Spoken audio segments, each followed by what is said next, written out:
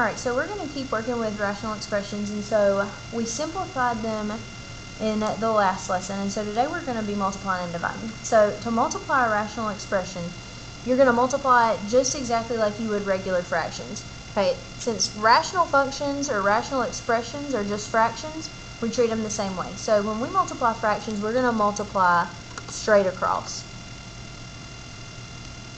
Okay, so this should be multiplying straight across. I'll just write it up here.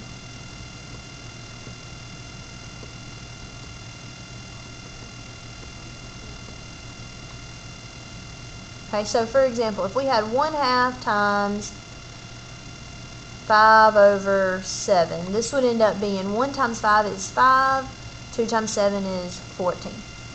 And then to divide rational expressions, what we're going to do is take the second fraction. So if you have something like this, 1/2 divided by 4 over 5, then what you do is take this second fraction that comes after the divide, and we're going to flip that and change the sign to multiply. So I would really be multiplying by 5 over 4, which would end up being 5/8.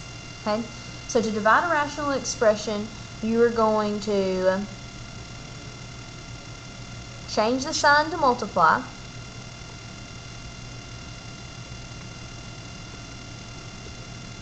and flip second fraction.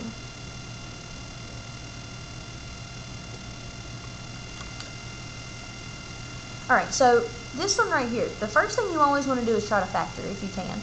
Sometimes it's already factored for you, and this one is one of those. So since it's already factored and it's factored for, I'm going to go ahead and cancel factors that are common. So I've got an x minus 1 and an x minus 1 that I'm going to go ahead and cancel. And then I can also simplify the 5 into 25. So 5 will go into itself 1 time, and 5 will go into 25 2 times. So if I were to multiply straight across on this one, I would have 1 times that canceled, so this is just 1, over, in the bottom, the factors that are left are a 2 and an x minus 2. And so this is my final answer, and I always leave everything factored out. So I would leave that bottom factored out as 2 and then x minus 2. My saying is, when in doubt, leave it factored out. So that's what I'm going to leave it as. Alright, second thing, or second problem. This one is very similar. This one's already factored out, so I'm just going to go ahead and start canceling. I can cancel the r minus 1s. I can cancel one of those r's, or that r, and one of these. So when everything cancels from one place or the other, then what's really going to stay there to hold the place, so in the top, everything canceled out, and so a 1 has to stay there to hold that place. And so then this is going to be r in the bottom. And so this is my final answer.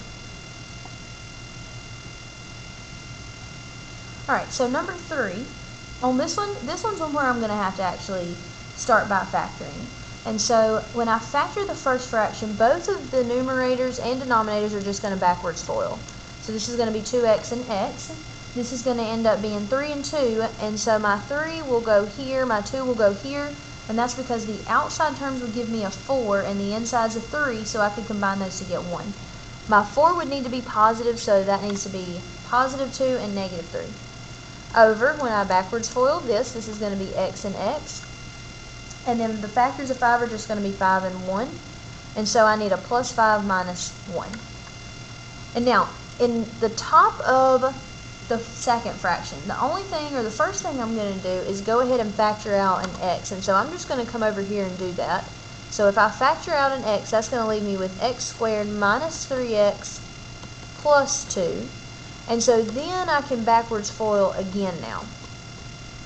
So then when I backwards FOIL again, this is going to be x, x, 2, 1, both need a minus. And so I've got to make sure to keep that x in there. A lot of people will forget that x. So we've got 3 factors there. And then in the bottom, that's going to end up being a GCF 2. So I'm going to factor out a 2x. And when I do, that's going to leave me with a 2x minus 3. So now that everything's factored out, I can go ahead and cancel. So then the 2x minus 3's will cancel, x minus 1's will cancel, and then this x and this x will cancel since there's multiplication between all of its factors. So the x's will cancel there, and so I'm going to be left with an x plus 2, x minus 2, over a 2 and an x plus 5. And so when in doubt, leave it factored out, and that's my final answer. Okay, number 4. I would try this one, so I would pause if I were you and try it, but I'm going to go ahead and work it. So this is going to factor, or backwards FOIL, into my factors of 15 are 3 and 5, so plus 5 minus 3 over x plus 2 times 1 over, I'm going to backwards FOIL. This is going to be x and x. It'll have to be a 10 and 2, or not, excuse me, not a 10 and 2, a 5 and 2. So a 5 and 2, and then both will be plus. Now, when I go to start canceling, the x plus 5s will cancel, and then that's all that will cancel. We cannot cancel things that are on the same level, okay? So one has to be above, one has to be below. I can't cancel these x plus 2s because they're both on the bottom. So when I write my final answer, this is going to be x minus 3 over, I've got 2 of these same factors, and so a lot of times when you have multiple factors like that, they will just write your answer. I've got 2, so I'm going to write that as x plus 2 squared. Alright, let's do a dividing problem. So I'm going to do the exact same thing. I'm going to factor everything. When I factor this second fraction, though, I'm going to go ahead and flip it to just save myself a step. So from the top of the first fraction, I can factor out a 2. That'll leave me with 2x minus 3. And then this x minus 1 squared, I'm going to go ahead and write it as x minus 1 times x minus 1, just because I like to see both of my factors there. Now I'm going to change that divide to a multiply, and when I factor this, so I'm going to factor the top but write it on the bottom. So the top will go to the bottom and the bottom goes to the top, so we just flip that fraction. So now when I factor 2x squared minus 3x, the only thing I can do is factor out an x, and that'll leave me with 2x minus 3, and I'm going to put that on the bottom. From the top, when I factor that, or backwards FOIL, this is going to be x and x, 3 and 1, and I'll have to have plus 3 minus 1. And so now that I've got everything factored out, I'm going to go ahead and cancel. X minus 1s will go away, 2x minus 3s will go away, and so I'm left with a 2x plus 3 over an x and an x minus 1. So there's my final answer. Okay, number 2. This one I think you could probably try on your own if you wanted to. I'm going to go ahead and do it. This is a y and y. I need a 3 and a 2. This will have to be minus 3 plus 2. And I'm just taking it that you can factor well. So you should be able to factor well coming into this course. So I'm going through the factoring quickly. This will be y and y. It'll have to be 3 and 3, and then plus plus. And so then, second fraction, I'm going to go ahead and change the sign to multiply and flip when I factor. So this is going to be a y plus 3. And then this is the special case, difference of 2 squares. So that's dots, difference of 2 squares. And so then this is going to factor into x plus 2, x minus 2. And so then, or not x, but y. So we'll say this is a y. So factors that cancel are going to be y plus 2, y plus 2, y plus 3, y plus 3, and then that's it. So my final answer is going to be y minus 3 over a y plus 3 and a y minus 2.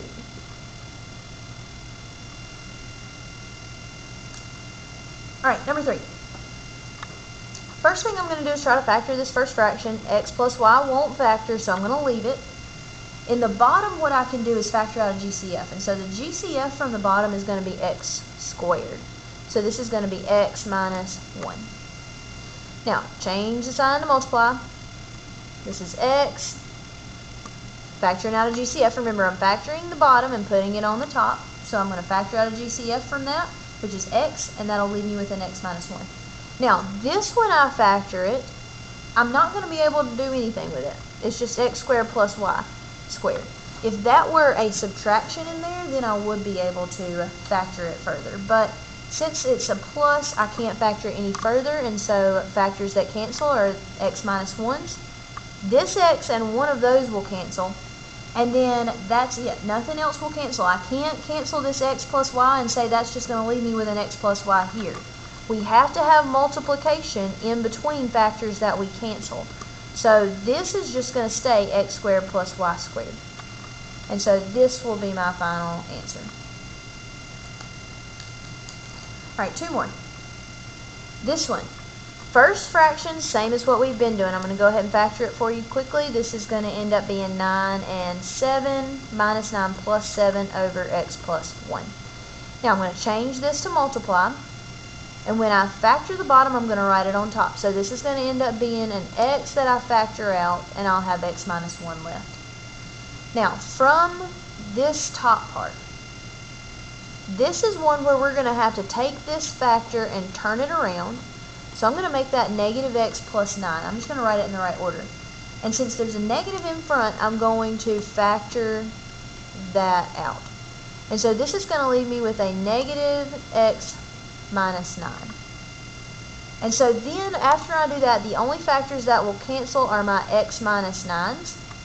And everything else is going to be part of my answer. So this is going to be x times x minus 1, x plus 7. And you can write these factors in any order. So I could write x times x plus 7, x minus 1. It's the same thing.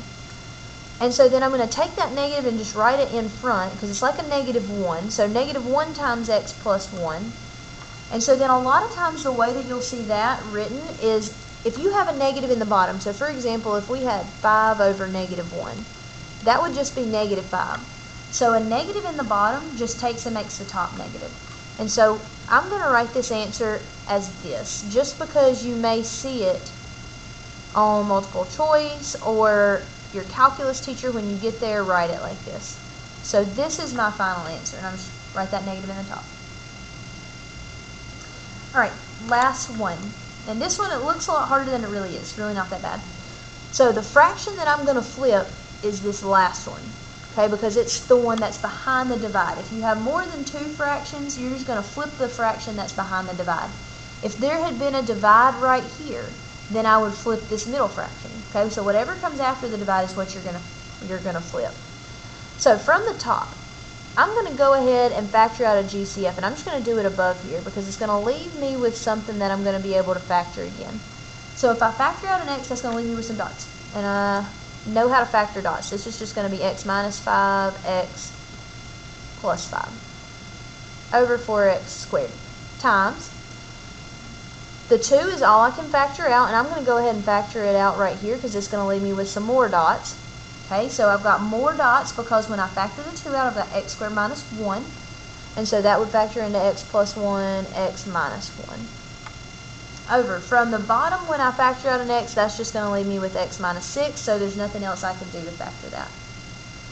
And then second, for last fraction, third fraction is what I'm going to flip. So I'm going to factor out the 7 from the bottom, and I'm going to write this in top. That'll leave me with an x plus 1.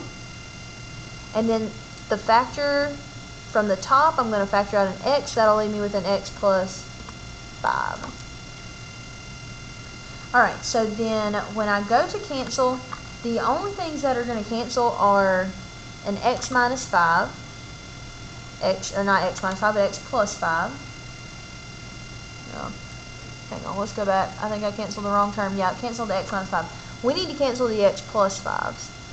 And so then another thing that will cancel, only other thing besides numbers, are the x's, and then I'm going to go ahead and reduce this 2 and say 2 will go into 4 2 times. So across the top, this is what I've got. X minus 5. I've got an x minus 1. I've got 2 of the x plus 1s. And I've also got a 7. So I'm just going to take this, and a lot of times you'll see the numbers written in front, so I'm going to write this as a 7 in front. I've got 2 of those, so like I said, I need a squared on that. So then I think that covers all my factors from the top. In the bottom, I've got a 2 that I'm going to write out front, and then I've got x squared and x right here, so that's going to combine to be x cubed when I multiply, and then that'll be times x minus 6. And so then this is my final answer. I can't cancel anything else, so that's my answer. And that's all.